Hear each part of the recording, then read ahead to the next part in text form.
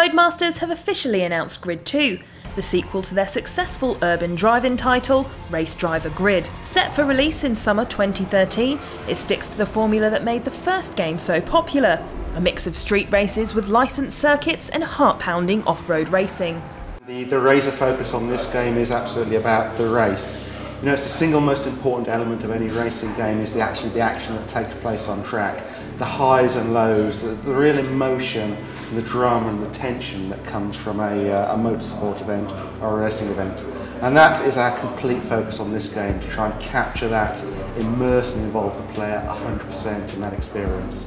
The game uses the next generation of Codemasters' in-house Ego engine, the tech behind all of its most recent racing titles like Dirt and F1. This engine brings along with it an advanced AI and damage system, as well as a new true feel handling system, which claims to bring a unique and realistic car feel with intuitive feedback. We imagined what it might be like for a driver to be driving 200 miles an hour, and actually everything else is in his periphery because he's hearing the car and the engine and the driver right behind him. That's what's most important. We decided to try and replicate that in the game. And that really pervades all of the choices that we're making throughout, whether it's the cinematography and the art style of the game, or everything that's under the hood in terms of the technological advances. You absolutely understand what the car's doing, you feel it underneath you, you understand what the wheels are doing, what the suspension's doing, what the tyres are doing, and that gives you a fighting chance of learning the car and understanding how to drive it at its absolute best. The game will also come with split-screen 2-player and a full roster of online modes, all supporting their brand new RaceNet community feature, which offers a full social experience for online gameplay. Really, the online space and the inclusion of Codemasters RaceNet as a service allows us to provide new, interesting experiences. So things that we couldn't possibly do with just the single player and the AI that appear on track and that human opposition that we're trying to create with the AI.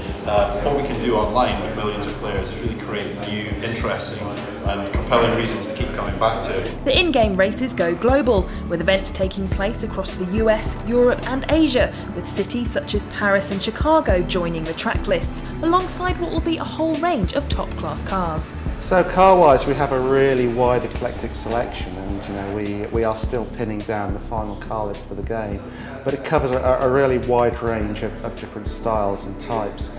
The crucial and most important thing for us is we hand-pick those cars. You know, there's no filler in there in the sense that we're just going to put in a family hatchback. Every car needs to have its place. It needs to be race-tuned. It needs to be exciting. It needs to be a cool and I guess sexy car to get into the game.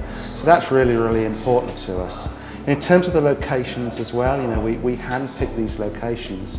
Real-world places that you're going to recognise with iconic landmarks and features. The game looks set to be a brilliant cinematic weapon in Codemasters' racing arsenal, which will sit along perfectly with the likes of the Dirt and F1 games.